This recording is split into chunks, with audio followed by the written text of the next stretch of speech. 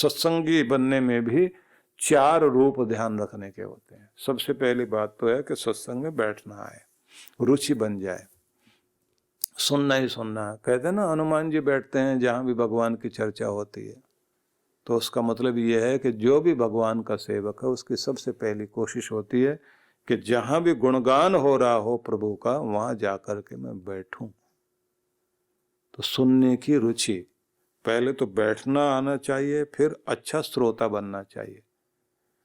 अच्छा सोता नहीं, श्रोता बनना चाहिए। और सरोता भी नहीं बनना चाहिए। सरोता होता ना, सुपारी काटने वाला सरोता, दिमाग लगा लगा के, ऐसे नहीं हुआ करता। ये तो आप बहुत पुरानी बातें बताई जा रही, आज का युग कहाँ चला गया। ऐसे करते करते सरोता बन के सुपारी की तरह से, जैसे सुपारी काटने का सरोता होता है, ऐसे हर बात को काट रहा बैठे बैठे वहीं।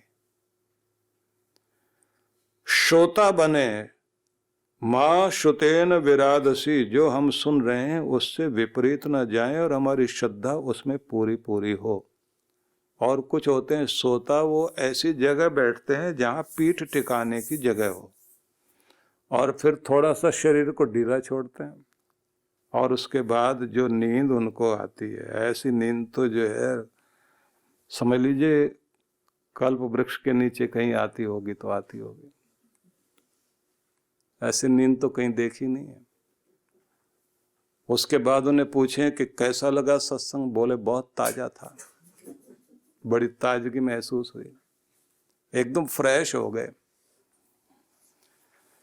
श्रद्धा भाव से जो सुनना आ जाए तो पहली चीज मानी गई है कि बैठना आना चाहिए, सुनना आना चाहिए। उसके बाद में अगली बड़ी महत्वपूर्ण बात कही गई कि जब सुनना आ जाए तो उसी के साथ में आपको विद्यार्थी बन जाना चाहिए। विद्यार्थी वो होता है कि जानने के लिए उत्सुक है, जिज्ञासु है, और साथ में एक एक वचन नोट करता जाए। नोट करने के साथ साथ में फिर कहते हैं उसे बनना चाहिए साधक। साधक वो होता है जो सुनने के बाद में उसमें से चुने हुए कुछ बिंदुओं को अपने जीवन में साधना करने के लिए, प्रयोग करने के लिए तत्पर हो कि ये मेरे लिए आवश्यक है। मैं एक सज्जन को देखता था, वो बड़े गांधीवादी व्यक्ति थे, वो पुराने समय के, अब के बारे में तो चर्चा करना ठीक नहीं। अपने हाथ से ही सूत काटते थे और अपने सूत से, जुलाई से कपड़े बनवा करके और उनको पहनते थे, और अपनी थोड़ी सी जमीन रखी हुई थी जिसमें वो अनाज उगाते थे और वही अनाज वो खाते थे। और लाल चेहरा उनका, टोपी पहने, कुर्ता पजामा पहने, और इतने नियम के पक्के। उन्होंने हमसे, क्योंकि मैं भी उस समय लगभग 20-21 वर्ष का रहा हूँगा, तो उन्होंने मुझे, क्योंकि विद्यार्थी काल में उन्होंने हमको सुना था तो बहुत श्रद्धा रखते थे, तो उन्होंने हमसे कहा कि आपने, मेरे बेटे की शादी है, वो प्रोफेसर है, आपने आना है। तो मुझे जहाँ ठहराया उन्होंने, वहां से उन्होंने कहा कि 6 बजे जो है गोधूली वेला में वरमाला का समय रहेगा, तो उस समय आपने वहां उपस्थित रहना है, और 2 वचन उस समय जरूर बोल दीजिए, दोनों पक्ष सामने होंगे, मेरे परिवार को आशीष मिलेगा। अब हम लोग तैयार बैठे हुए हैं, तो 6 बजने में 7 मिनट पहले उनका आदमी आया, चलिए साहब अब हम चल पड़े। मैंने कहा अभी तो टाइम हुआ नहीं, बारात का तो मतलब ही सारी रात होता है। वो बोले नहीं नहीं, यहाँ ऐसा नहीं है, आप चलिए। तो हम चल पड़े, तो 3 मिनट में वहाँ पहुँचे। अब जो है जैसे वहाँ पहुँचे, 4 मिनट का समय रह गया, तो वो वहाँ खड़े हुए ऐसे सब माला वाला लेकर के ऐसे खड़े हुए। हमने कहा बढ़िया आगे, बोले नहीं घड़ी देखिए। अब वो ऐसे ऐसे बैठे देख रहे हैं, सब अपनी घड़ियाँ मिलाए हुए हैं। ठीक 6 बजे, तो उसके बाद उन्होंने कहा बढ़िया आगे। और मैंने कहा ऐसे तो हमने देखा ही नहीं, पहली बार देख रहे हैं ऐसे। तो मैंने कहा घड़ी से घड़ी मिलाए बैठे हैं आप लोग और ऐसे चल रहे हैं। बोले ये व्यक्ति जो है बहुत सिद्धांतवादी है, इसलिए इनके घर में उठना बैठना खाना पीना इतना नियम से है तो मेरी उत्सुकता जागी कि मैं जरा और भी जानूं इनके बारे में। बोले 10 बजे के बाद इनके गेट में जो है अंदर से ताला लग जाता है, अगर मेहमान भी आ जाए खड़ा रहे बाहर, खोलेंगे नहीं बिल्कुल। सबको बता रखा भैया हमारे यहाँ का अपना नियम है, 4 बजे उठने का नियम है, 10 बजे हम लोग जो सो जाते हैं, गेट पे ताला लग जाता है। हम एडजस्ट नहीं करेंगे, आपने एडजस्ट करना है, क्योंकि मैं किस किस से एडजस्ट करूंगा रोज। फिर तो जो है 10 बजे के बजाय लोग 2:30 बजे आएंगे रात को। लड़का भी ऐसे ही करेगा, पार्टी में होकर के आएगा, वो भी 2 बजे आएगा, 2:30 बजे आएगा। हमने किसी से एडजस्ट नहीं करना, हम अच्छे हैं या बुरे हैं। अब मजे की बात है कि मुझे जाना था तो मैंने उनसे कहा कि प्रबंध करवा देना। बोले ठीक है कोई बात नहीं। कितने बजे की ट्रेन है? उन दिनों ट्रेन में बैठते थे, अब तो मैं कुछ ही साल पहले एक बार अभी ट्रेन में बैठा था पंजाब से इधर आने के लिए, ये भी देखने के लिए कि देखें तो सही कितना परिवर्तन हुआ। अब मेरी ट्रेन का समय था तो उन्होंने रात में ही, जैसे मैंने बोला तो भोजन करके हम जैसे उठे थे, उन्होंने अपने बड़े बेटे से कहा भैया गाड़ी तो तैयार रखना। फिर छोटे को बुला के कहा तू मोटरसाइकिल रखता है ना, तू भी तैयारी रखना। अब उसके बाद में जो है वो खुद बोले कि मैं भी तैयार हूं। मैंने कहा आप? बोले गाड़ी तो मैं भी चला लेता हूँ, मेरी पुरानी गाड़ी। तो अपनी गाड़ी की चाबी वाबी देखी उन्होंने, उसके बाद उसको भी थोड़ा साफ सुथरा किया। मैंने कहा कितने लोग जाएंगे? बोले जाएंगे तो एक ही कोई छोड़ने जाएगा। मैंने कहा ये मतलब? बोले एक नहीं तैयार हुआ तो कम से कम दूसरा अगर मगर का तो सवाल ही नहीं है। मैं तो 3 इंतजाम रखता हूं, और अगर ये कुछ नहीं करेंगे तो मैं खुद तैयार। बोले अगर मैंने जिम्मेदारी ली है तो मेरी जिम्मेदारी का मतलब है कि काम तो पूरा होगा। दुनिया इधर से उधर हो सकती है, मेरा काम तो पूरा होगा। अद्भुत लोग देखे, अपने को साधक बोलते थे। मैंने सिद्धांत सुने हैं, मैंने नोट किए हैं, अब उसकी साधना कर रहा हूं, मैं साधक हूं। आपके अंदर अगर कोई सिद्धांत को अपना लिया और आप उसके ऊपर चल पड़े तो आप देख लीजिए जिंदगी को कीमती बना देगा वो सिद्धांत। नहीं तो बड़ी बड़ी बातें याद करने वाले तो दुनिया में बहुत लोग हैं, बड़ी बड़ी बातें बोल भी देंगे, सुना भी देंगे, लिख भी देंगे।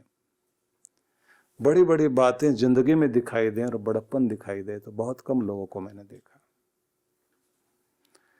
इसलिए आगे कहा गया है ततो रत्युं कुरोत्पत्ति, उसके बाद में श्रवण से प्रेम का वह अंकुर उत्पन्न होना चाहिए कि आप परमात्मा के लाडले दुलारे बन जाएं। इसलिए कहते हैं साधना करते हुए, मतलब साधक बनने के बाद में आगे फिर कहा गया है कि व्यक्ति को भक्त बनना चाहिए। भक्त होता वो जो विभक्त नहीं होता, फिर बंटता नहीं। हो गए तो हो गए। अब परीक्षा की बात जब आती है तो ये जो मेवा भक्त और सेवा भक्त 2 तरह के होते हैं ना। जब कुछ फायदा उठाने वाला मौका आता है उस समय मेवा भक्त तो बहुत इकट्ठे दिखाई देते हैं, और सेवा करने का मौका आ जाए तो बहुत कम देखने को मिलते हैं। सेवा भक्त जो होता है वो सेवा के समय में आगे रहता है, और जब मेवा मिल रहा होता है उस समय वो सबसे पीछे छिपा हुआ दिखाई देगा। उसकी कोशिश होती है मान सम्मान फोटो वोटो खिंचवाने के मामले में अपने को आगे आना नहीं, माइक से नाम बुलवाना नहीं है, सबसे पीछे रहेंगे, लेकिन दीवानगी में सबसे आगे। तो उनको कहा जाता है भक्त। और जब ये भक्ति आ जाती है जिंदगी में तो फिर ये चमत्कार करती है। आगे कहा गया स्वरूपाधिगतिस्ततः, उसके बाद कहते हैं कि प्रेम स्वरूप की प्राप्ति होती है। मतलब भगवान का वह प्रेम व्यक्ति के जीवन में दिखाई देने लग जाता है। और वो प्रेम कैसा अद्भुत होता है इसको भी थोड़ा सा जान लीजिए कि जो परमात्मा के प्रेम से भरपूर हो जाया करते हैं लोग, तो हर समय उनके अंदर वो नशा दिखाई देता है कि जैसे लगता है कि प्रभु की अनुभूति उनके माध्यम से होती है। ऐसे लोगों के साथ थोड़ी देर जाकर के बैठ जाइए, आपको बहुत शांति मिलेगी। उनका ऑरा अपने आप में बहुत अद्भुत होता है। ऐसा कोई व्यक्ति कहीं बैठ करके साधना की हो, उस जगह पर आप समझ लीजिए कि वो स्थान भी अपने आप में उसके ऑरा से इतना आभा मंडित हो जाता, प्रभा युक्त हो जाता है कि वहां जाके आप बैठो तो आपका भी ध्यान लगता है। इसलिए जिन लोगों ने ये तपस्या की, भक्ति की, तो उन लोगों का स्थान आज भी तीर्थ जैसा है। आप देखिए कि पंढरपुर में जो कृपा रही है, कितने लाखों लोग वहां जाते हैं महाराष्ट्र में, और दूर दूर से ही यात्राएं चलती है। विट्ठल विट्ठल माझा विट्ठला विट्ठला विट्ठल विट्ठल विट्ठल बोलते जाते हैं, और कितनी श्रद्धा से जाते हैं। और विट्ठल शब्द को अगर आप देखें तो वीट को देखिए, वीट मतलब ईंट, जो ईंट पर बैठा था, ईंट पर जो स्थित हुआ था, कौन? कृष्ण। एक भक्त के अपने भाव से वो स्थिति आई कि कृष्ण भगवान प्रकट हुए, और जब वो आए तो उन्होंने कहा कि मैं कहाँ बैठूं, कहाँ खड़ा हूं, तो आगे पिताजी की सेवा करते करते ईंट आगे कर दे, वही इस पर बैठ जा। अब बैठे नहीं, कृष्ण अपने दोनों हाथ कमर पर रखकर ऐसे खड़े हुए हैं, और ये मुस्कुरा रहे हैं देख करके। जब कृष्ण जाने लगे तो उन्होंने ये कह दिया कि भगवान मेरे पिता अभी सो रहे हैं, तो एक काम करना, अपनी ये मूर्ति यहाँ छोड़ जाना, मैं उनको बता सकूं कि आए थे, और ऐसे खड़े थे। अब उस स्वरूप की पूजा करने के लिए समझ लीजिए कि वहां पर कितना बड़ा हर दिन मेला लगता है। कोई मेला तो कभी कभी लगता है, आपके देहरादून में जो है झंडे वाला मेला लगता है, और बड़ी मान्यता है उसकी, गुरुजनों के समय से ही वो प्रभाव रहा है। लेकिन गुरु का प्रभाव किसी समय में रहा तो आज भी है। कोई भी महान पुरुष जहां बैठ करके तप करता है, उस तप का प्रभाव उस स्थान पर रह जाता है, और ऐसे व्यक्ति किसी कुल में उत्पन्न होते हैं। भक्ति वाला कोई किसी घर में पैदा हो जाए तो समझ लीजिए उस घर की 7 पीढ़ियां नहीं 24 पीढ़ियों को तारता है। इसलिए कहते हैं जननी जने तो भक्त जन, या दाता या शूर, नहीं तो जननी बांझ रहे काहे गवावे नूर। या तो बेटा हो तो दाता बने, या भक्त बने, या शूरवीर बने, कि नहीं तो फिर अपना नूर क्यों गंवाना। इसलिए निवेदन करना चाहता हूं, किसी कुल में अगर कोई भक्त होता है तो वो साधारण बात नहीं है। अगला शब्द और भी बहुत प्यारा, प्रेम वृद्धि परानंदे। कहते हैं उसके बाद एक स्थिति आती है, परमात्मा के आनंद में प्रेमपूर्ण होकर व्यक्ति हर पल आनंदित रहता है। जो भक्त लोग कहा करते हैं ना कि मैं जहां स्पर्श करूं,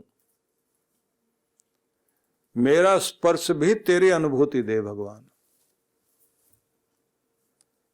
आपको मैंने पहले सुनाया था कि किसी व्यक्ति पर प्रभु बहुत प्रसन्न हो गए, और उन्होंने प्रसन्नता में अपने दूत को भेज करके कहा कि जाओ इसके ऊपर कृपा करके आओ, सिद्धियां दे दो इसको। भक्ति का एक अपना नियम है कि जब आप भक्ति में आगे बढ़ते जाते हैं तो एक समय आता है जब आपके पास विभूतियां इकट्ठी होने लग जाती हैं। चमत्कार होगा आपके किसी भी काम से, और जब चमत्कार होने लग जाता है तो व्यक्ति जो है वो ज्यादातर वहां रुक जाते हैं कि मेरे कहने से इनके काम बन गए, मेरे करने से ऐसा ये हो गया। तो वो जो चीजें होने लग जाती हैं तो वो विभूति आ जाती है भगवान की। और विभूति होना छोटी बात नहीं है, बड़ी बात है, इससे सिद्धि मिलने लग जाती है।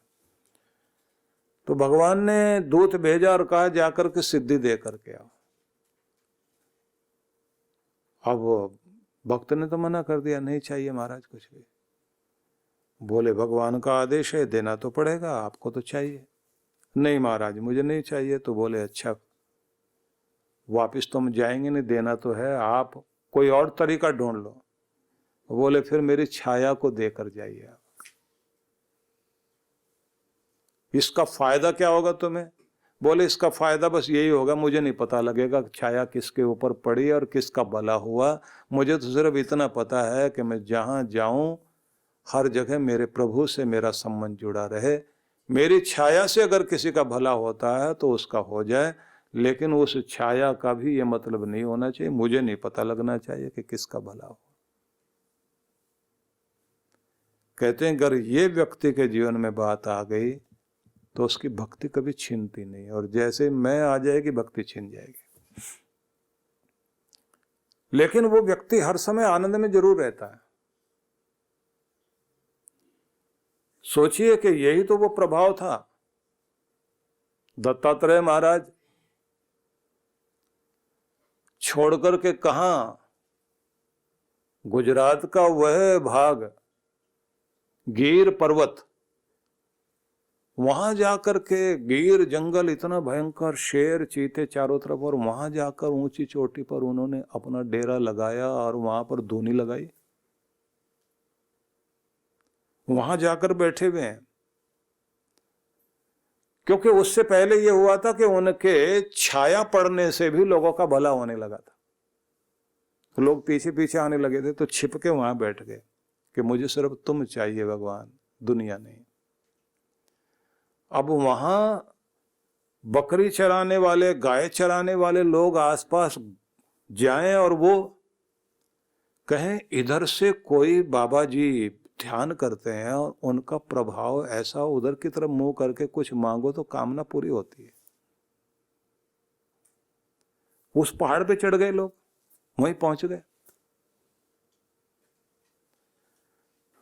अब जब वहां पहुंच गए तो ये पीछे की तरफ झाड़ियों में छिप के वहां बैठ के ध्यान कर रहे हैं और भगवान की समाधि लगा करके बोले कि प्रभु ये क्या लीला दिखा रहे हो।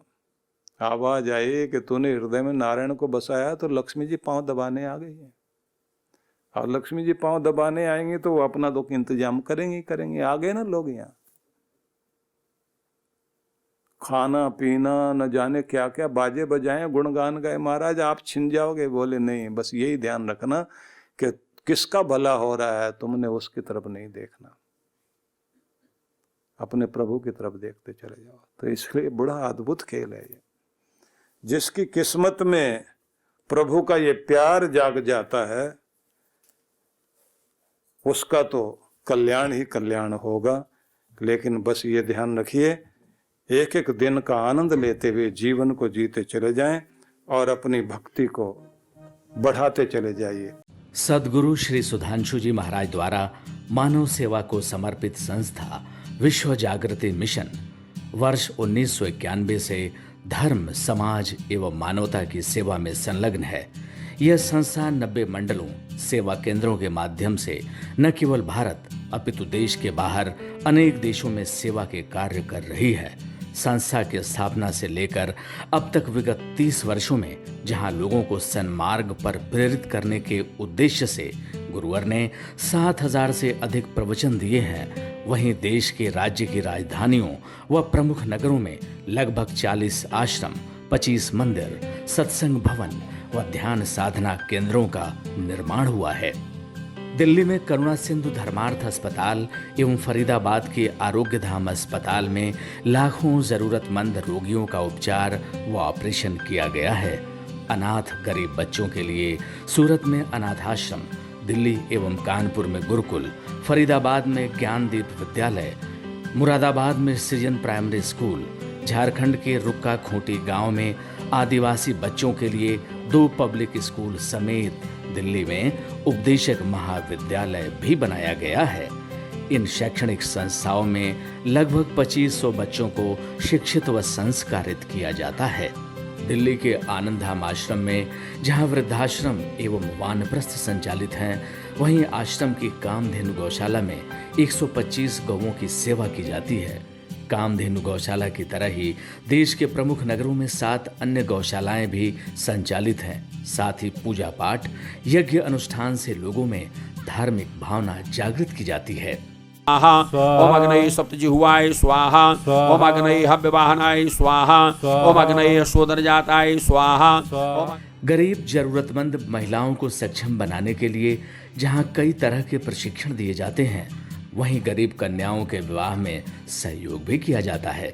प्राकृतिक आपदा जैसे कि बाढ़, भूकंप, तूफान आदि में जहां मिशन द्वारा प्रधानमंत्री राहत कोष में सहयोग किया जाता है, वहीं जैसे वर्तमान में चल रही महामारी कोरोना संकट काल में जरूरतमंदों को भोजन, राशन किट व सांसों के संकट से जूझ रहे जरूरतमंद मरीजों को देश विदेश से मंगाकर ऑक्सीजन कंसंट्रेटर बांटे गए।